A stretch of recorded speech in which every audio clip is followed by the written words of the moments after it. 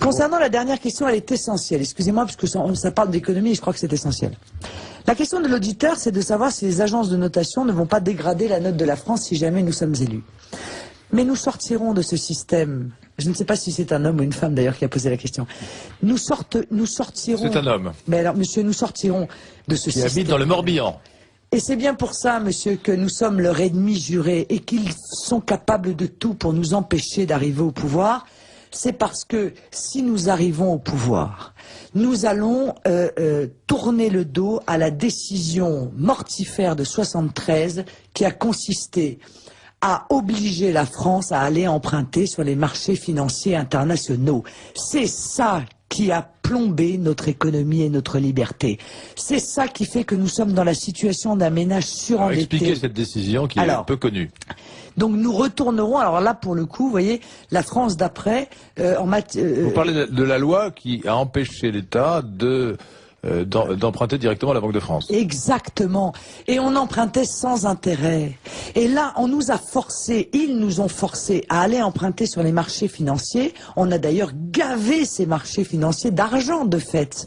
Et nous sommes dans la situation d'un ménage surendetté. Plus nous empruntons, plus nous sommes endettés.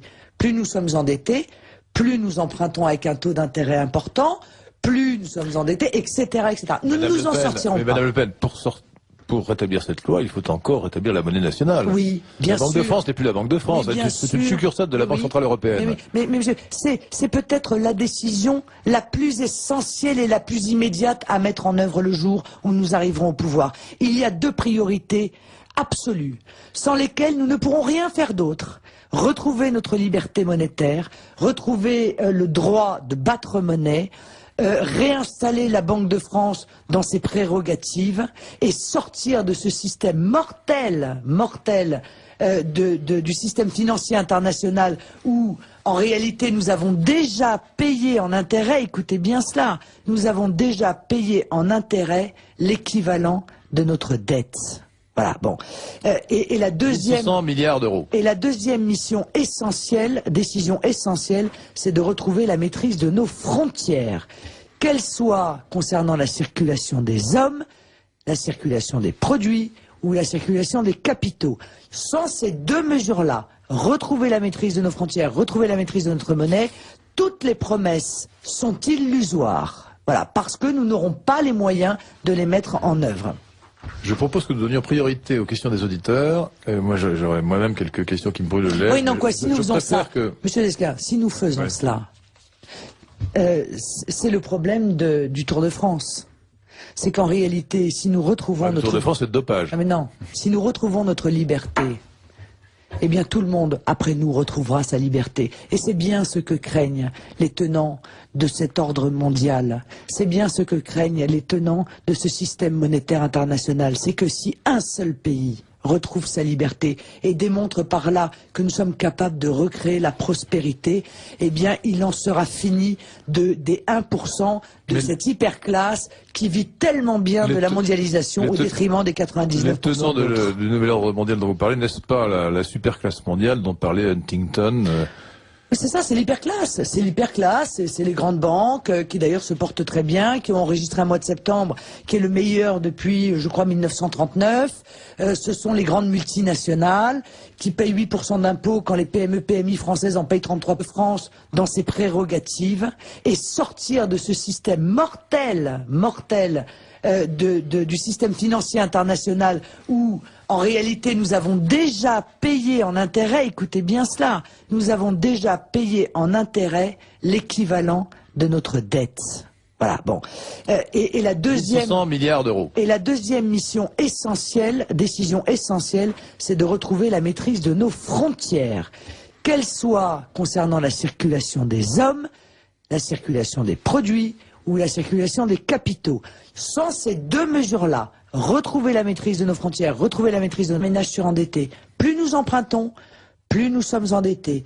Plus nous sommes endettés, plus nous empruntons avec un taux d'intérêt important, plus nous sommes endettés, etc., etc. Nous ne nous en sortirons pas. Mais Madame Le Pen, pour rétablir cette loi, il faut encore rétablir la monnaie nationale. Oui, bien sûr. La Banque de France n'est plus la Banque de France, Oui, c'est une succursale de la Banque Centrale Européenne. Mais monsieur, c'est peut-être la décision la plus essentielle et la plus immédiate à mettre en œuvre le jour où nous arriverons au pouvoir. Il y a deux priorités absolues, sans lesquelles nous ne pourrons rien faire d'autre. Retrouver notre liberté monétaire, retrouver le droit de battre monnaie, réinstaller la banque de à obliger la France à aller emprunter sur les marchés financiers internationaux. C'est ça qui a plombé notre économie et notre liberté. C'est ça qui fait que nous sommes dans la situation d'un ménage surendetté. Expliquez cette décision qui est peu connue. Donc nous retournerons, alors là pour le coup, vous voyez, la France d'après, en matière... Vous parlez de la loi qui a empêché l'État d'emprunter directement à la Banque de France. Exactement. Et on empruntait sans intérêt. Et là, on nous a forcés, ils nous ont forcés à aller emprunter sur les marchés financiers. On a d'ailleurs gavé ces marchés financiers d'argent, de fait. Et nous sommes dans la situation d'un notre monnaie. Toutes les promesses sont illusoires. Voilà, parce que nous n'aurons pas les moyens de les mettre en œuvre. Je propose que nous donnions priorité aux questions des auditeurs. Moi, j'aurais moi-même quelques questions qui me brûlent le lèvres. Oui, non, quoi, si nous faisons ça, Monsieur Lescar, si nous faisons cela, c'est le problème du Tour de France. C'est qu'en réalité, si nous retrouvons notre... Le Tour de France, c'est de dopage. Ah mais non, si nous retrouvons notre liberté, eh bien tout le monde, après nous, retrouvera sa liberté. Et c'est bien ce que craignent les tenants de cet ordre mondial. C'est bien ce que craignent les tenants de ce système monétaire international. C'est que si un seul pays retrouve... Concernant la dernière question, elle est essentielle. Excusez-moi, parce que ça parle d'économie et je crois que c'est essentiel. La question de l'auditeur, c'est de savoir si les agences de notation ne vont pas dégrader la note de la France si jamais nous sommes élus. Mais nous sortirons de ce système. Je ne sais pas si c'est un homme ou une femme d'ailleurs qui a posé la question. Nous sortirons... C'est un homme. Mais alors, monsieur, nous sortirons de ce système. Qui habite dans le Morbihan. Et c'est bien pour ça, monsieur, que nous sommes leur ennemi juré et qu'ils sont capables de tout pour nous empêcher d'arriver au pouvoir. C'est parce que si nous arrivons au pouvoir, nous allons tourner le dos à la décision mortifère de 73 qui a consisté